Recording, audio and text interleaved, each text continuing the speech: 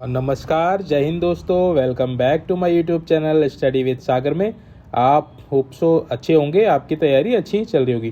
देखिए, आज एक बहुत ही इम्पॉर्टेंट टॉपिक लेके आया हूँ मैं परीक्षा की दृष्टि से। उत्तराखंड में पहने जाने गहने वाले व आभूषण। इससे देखिए परीक्षा में हमेशा ही क्वेश्चन पूछे जाते रहे हैं, तो ये इम्पॉर्टेंट टॉपिक हो जाता है।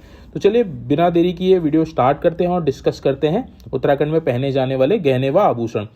तो देखिए, सबसे पहला जो है वह सिर के आभूषण की हम बात करेंगे। देखिए, वीडियो में मैंने कोशिश करी है कि हर एक आभूषण के सामने उसकी फ़ोटो लगाई गई है, जिससे आप उसको अपने दिमाग में बैठा लेंगे, जिससे आपको परीक्षा में क्वेश्चन सॉल्व करने में आसानी रहेगी। तो आप जो इमेजेस दी गई हैं उन पे ज़रूर आप फोकस रखिएगा, उसको आप अपने दिमाग में बैठा लीजिएगा। देखिए, सबसे पहला है शीश फूल। शीश फूल जो है वह सिर का आभूषण है, सर पे पहना जाता है। और देखिए, जो सुहागिन महिलाएं होती है वह इसको पहनती हैं। इसको पहनने का तरीका जंजीर और हुक की सहायता से इसको पहना जाता है। तो ये जो होता है एक फूल की तरह सिर पे रखे जाने वाला आभूषण है। तो इम्पॉर्टेंट है। शीश फूल पहले भी परीक्षा में पूछा गया है। तो शीश फूल कहाँ पहना जाता है? सिर में पहना जाता है। नेक्स्ट हम मांग टीका। मांग टीका तो देखिए बहुत ही कॉमन है, सभी को पता होगा कि मांग टीका कहाँ पे पहना जाता है? माथे पर पहना जाता है, यानी सिर पे पहना जाता है। तो ये भी सुहागिन महिलाओं का प्रतीक है। मांग टीका और जो शीश फूल है लगभग सेम होते हैं, दोनों को सिर में ही पहना जाता है। नेक्स्ट हम अगला देखते हैं।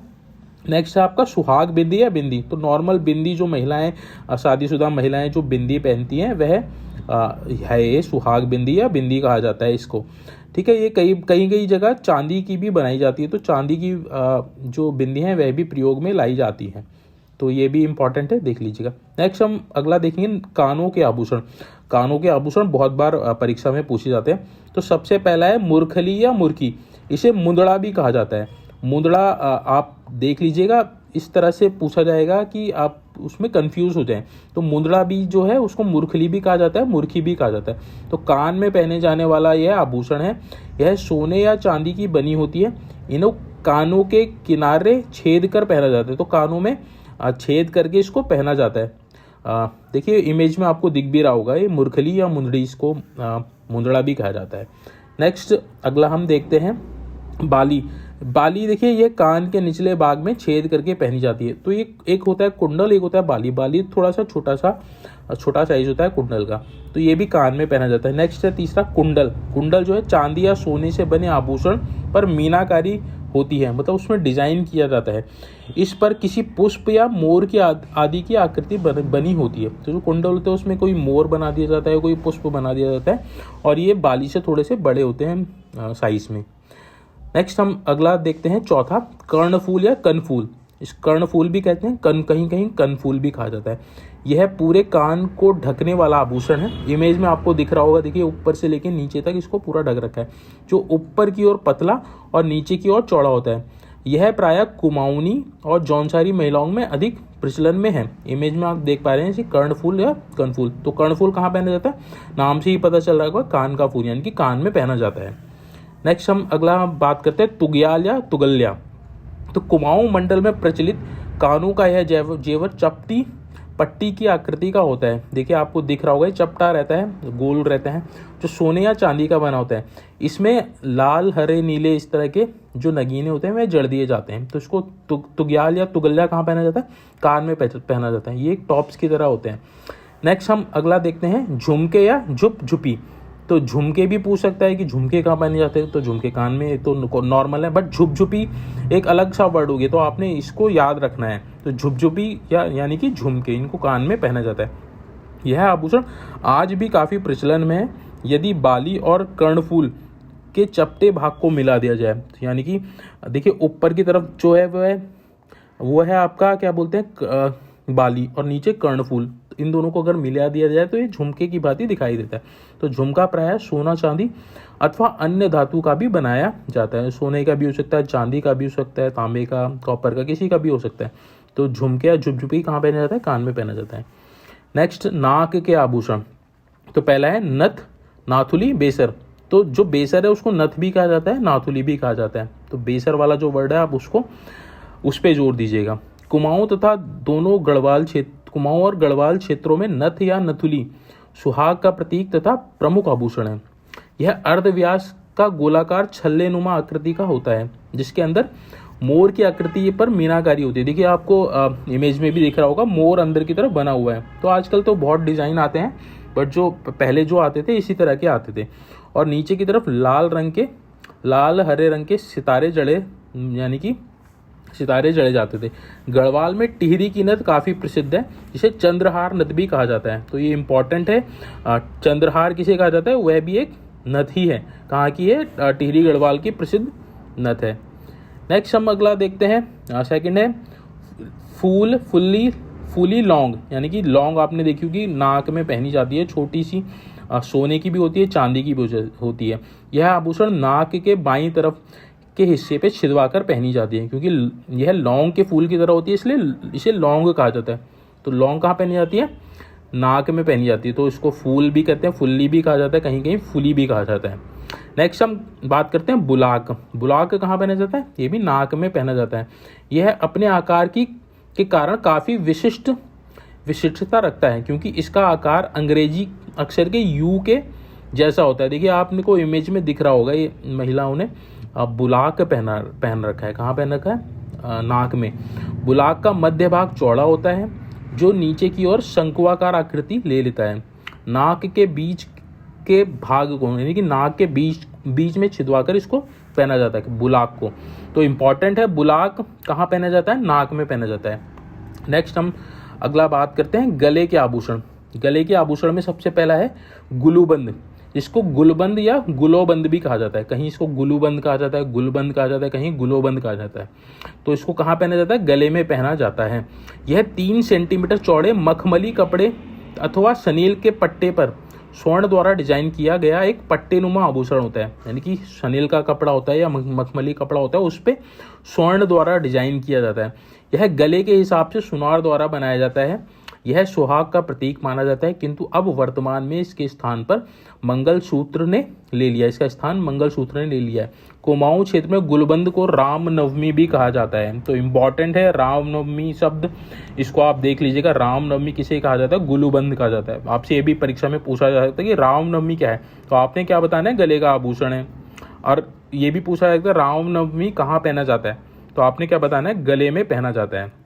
नेक्स्ट हम अगला देखते हैं हंसुली।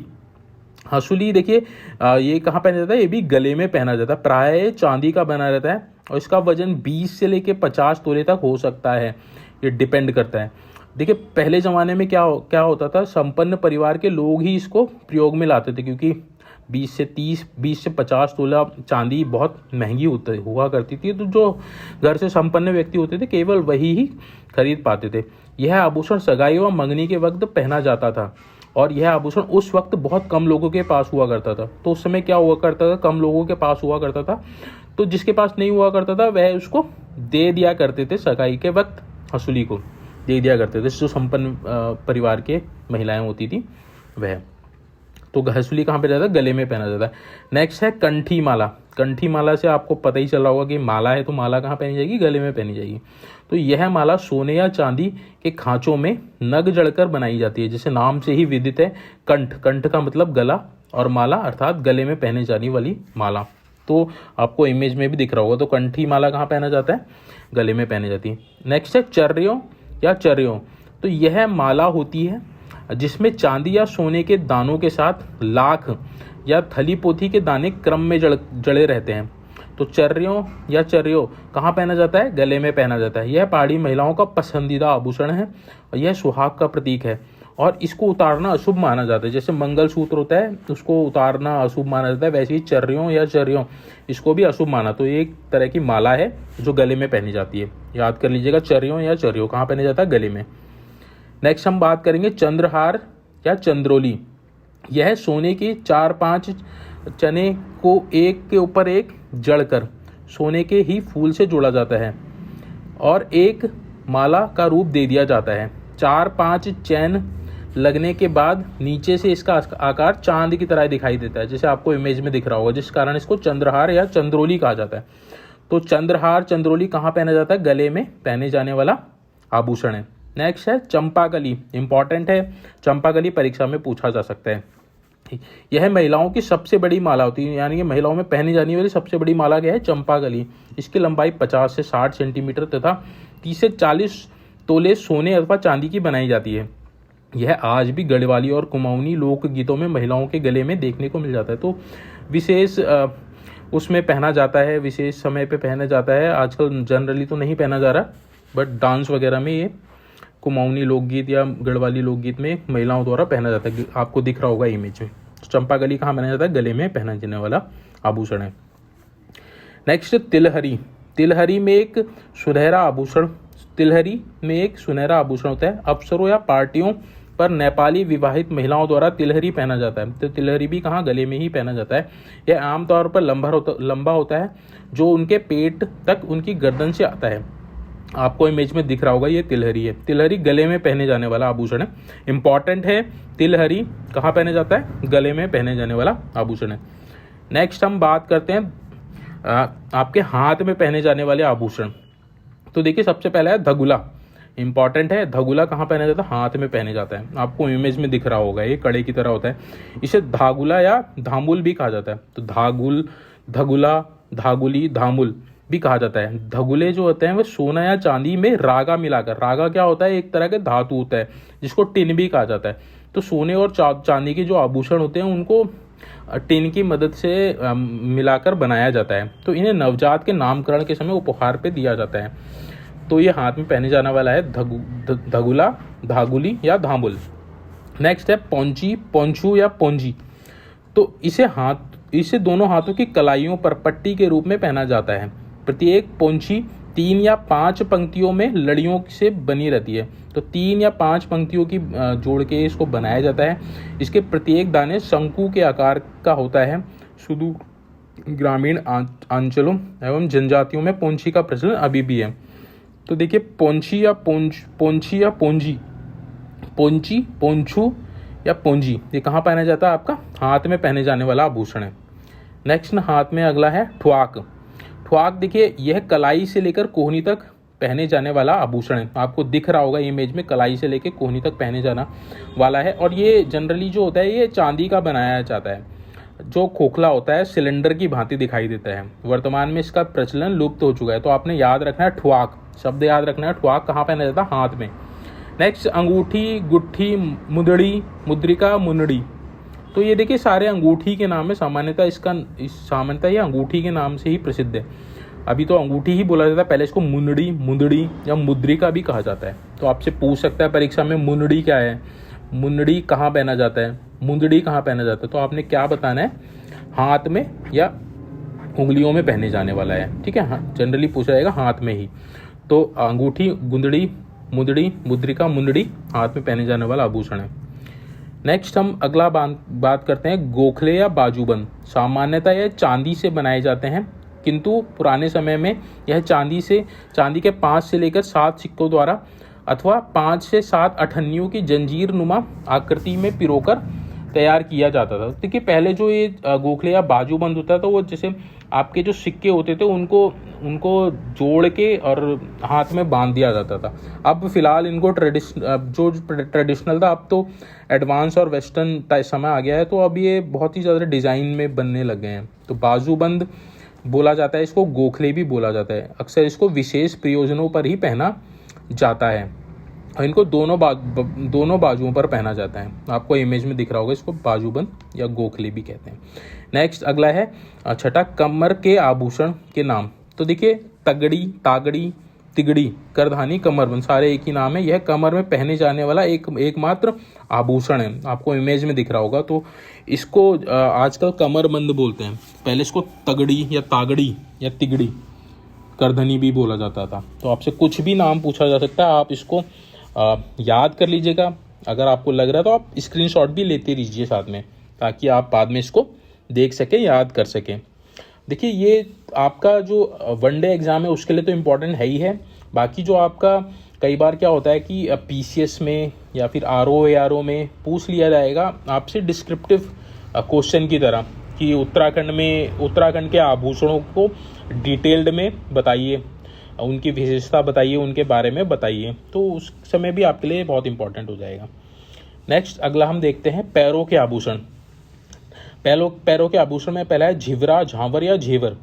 इन्हें झांवर भी कहा जाता है। यह जोड़ों में बनाए जाते हैं। इन्हें पिंडलियों पर पहना जाता है। देखिए ये एक तो होते पायल, उससे अलग होता है, इनको पिंडलियों में पहना जाता है। इनका भार जो होता है 100-100 ग्राम रखा जाता है। यह भीतर से खोखले होते हैं जिनके अंदर कुछ छोटे छोटे कंकड़ या बीज या घुंघरू टाइप के डाल दिए जाते हैं, जिसकी छम की मधुर ध्वनि उत्पन्न होती है। तो झिवरा, झावर, झेवर कहाँ पहनने वाले आभूषण है? पैरों में पहनने वाले आभूषण है। नेक्स्ट है पाजेब और जेवरी। तो इसको तो नाम से पता चला वो कोई भी इजीली बता सकता है। पुराने समय में एक चौड़ी पट्टी के रूप में होती थी जिस पर छोटे छोटे बहुत सारे घुंघरू बंधे होते थे। वर्तमान में यह चलन में नहीं है।